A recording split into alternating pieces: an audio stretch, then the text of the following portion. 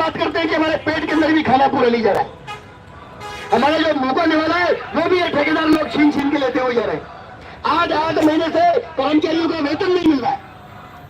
4-4 हजार रुपए के अंदर विद्युत में काम करने वाला कर्मचारी अपनी जान गंवा रहा है। पोल पे देख रहा है, कोई उल्टा लटक रहा है, कोई सीधा लटक रहा है। ये विद्युत वालों के अंदर हाल हो रहे हैं। इन सब चीजों पर प्रतिबंध कौन लगाएगा? हम लोग आशा करते हैं कि सरकार आगे कुछ करेगी। मैं दावे के साथ कह रहा हूं, सरकार कुछ नहीं करेगी। सरकार जब तक नहीं करेगी, जब तक इस जयपुर की भूमि पर, राजधानी की भूमि पर 50,000 ठेका कर्मचारी उपस्थित नहीं होगा, एकत्रित नहीं होगा। आज हम सरकारी कर्मचारियों की बात करते हैं तो वो एक झटके में एकत्रित हो जाते हैं, एक झटके में एक हो जाते हैं। हम लोग क्यों नहीं हो पाते हैं? क्या हम लोग इंसान नहीं है? क्या हमारी रक्त वाहिनियों में रक्त नहीं है? क्या हमारा जो ब्लड है वो पानी का बना हुआ है? क्या हम उनसे ज्यादा कमा रहे हैं? ये सारे प्रश्नों पर गौर हमें करना पड़ेगा। जो आदमी 50 से 7 हजार रुपए तनख्वाह कमा रहा है वो अपनी मक्खन मलाई की लड़ाई लड़ रहा है, ओपीएस की लड़ाई लड़ रहा है। तो क्या हमें जॉब की भी गारंटी नहीं मिलनी चाहिए? क्या हमें सामाजिक सुरक्षा नहीं मिलनी चाहिए? क्या हमारा वेतन हर माह की 7 तारीख को नहीं मिलना चाहिए?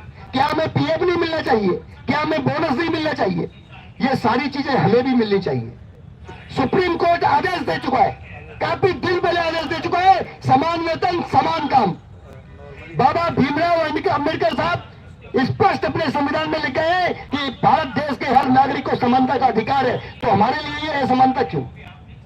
हम कोई गलत नहीं मांग रहे, हम स्पष्ट बोल रहे हैं कि आप सरकारी कर्मचारी को 60 दे रहे हो तो भाई कम से कम 20 तो हमें दे दो। और क्या मांग रहे हैं हम?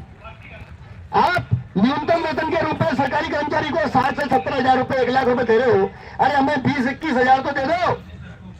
ये जो ठेका आप दे रहे हो देते रहो, हमें कोई दिक्कत नहीं है, परंतु हमें जॉब की गारंटी तो दो।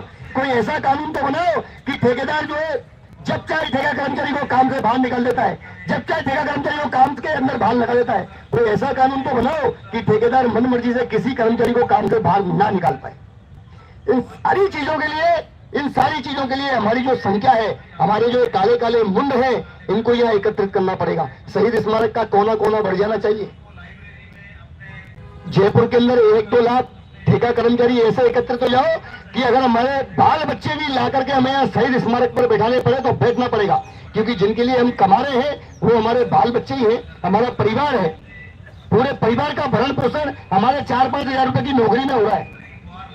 जब ये चीजें सरकार से हम मांगते हैं या पूछते हैं तो सरकार के सामने यही प्रश्न चिन्ह खड़ा होता है, बोले ठेका कर्मचारियों ने तो हमें वोट ही नहीं करा होगा। सारी की सारी बात वोट पे जाती, वोट पे जाके अटक जाती है। मैं चाहता हूं आप सब भाइयों से मेरा हाथ जोड़ के निवेदन है कि जब अगली बार हम एकत्रित हो तो ये 100-200 की संख्या में अगर हो रहे तो आप मत होना, फालतू में कोई मतलब वाली बात नहीं है, आप अपना नुकसान करते हो। और 100-200 की संख्या में उपस्थित होने से पहले मैं आपसे ये नहीं कह रहा हूं कि यहाँ पे उपस्थित नहीं होना है, आना तो यहाँ है। हमारे कुछ भाई बोलते हैं, मैं भी कहता हूं कि यूनिटी चलती है, चाहे अकेला टेंट में बैठ जाए तो बैठ जाओ, अकेला तो अकेला। लेकिन मैं ये कहता हूं कि अकेले से दोकेला बनने की कोशिश करो, दोकेले से 4 बनने की कोशिश करो, 4 से 8 बनने की कोशिश करो। अरे मैं आपको एक उदाहरण देता हूं, बहुत सुप्रसिद्ध उदाहरण देता हूं, तगड़ा उदाहरण देता हूं। एक मरा हुआ मुर्दा जो होता है ना, शमशान घाट में 500 आदमियों को खींच के ले आता है। हम तो जिंदे मर्द के बच्चे हैं, कब हमारे पीछे ले आएंगे? हमें जागना हुआ, मैदान में कूदना पड़ेगा। हम मुर्दे लिए, साक्षात आत्मा हमारे अंदर बैठी हुई है। अगर हम 10 आदमी के ऊपर भी प्रभाव नहीं डाल पाते तो कई का जीवन मेरा, किस चीज का जीवन हमारा? 100 आदमी बैठे, 100 से 1000 बनेंगे, क्या हमारे 10 मित्र भी नहीं है इस दुनिया के अंदर? फिर क्या कमाया हम लोगों ने? इन सारी चीजों को सोच करके हमें घर जाना है। बाकी इससे ज्यादा मैं शब्द नहीं बोलूंगा, वाक्य वार्ता ही उसका कुछ निकलने वाला नहीं। मैं स्पष्ट कहता हूं, उन्होंने कह दिया साहब चुनाव तो कुछ नहीं होगा, तो नहीं होगा। कुछ लोगों ने पहले ही प्रोपेगेंडा फैला दिया, बोले तो राजनीतिकरण हो रहा है, ये तो यहाँ पे राजनीतिक रूप में बैठे हुए, जैसे कोई यहाँ पे कोई विधायक एमएलए बैठा हुआ दिख रहा हो माला वलाई पहना के। ये ऐसे लोगों को जवाब तुम लोग कब दोगे मेरे समझ में नहीं आ रहा है। मौन व्रत धारण कर लेते हो, सोशल मीडिया पे मौन व्रत धारण कर लेते हो। कुछ लोग मुझे डायलॉग मारते हैं, यार भाई साहब सोशल मीडिया से कुछ नहीं होता। मुझे कभी महसूस हुई, 15 साल से मैं ठेका मजदूर जगत में काम कर रहा हूं, मुझे कभी महसूस हुई कि 15 साल पहले मैंने सोशल मीडिया क्यों नहीं पकड़ा। जो लोग 6-6 महीने में सोशल मीडिया के माध्यम से आए और पॉपुलर हो गए, हम लोग जमीन पे काम करते रहे और हमारे कामों को देखने वालों को और पता पढ़ने वालों को पता नहीं था कि इन लोगों ने क्या काम किया।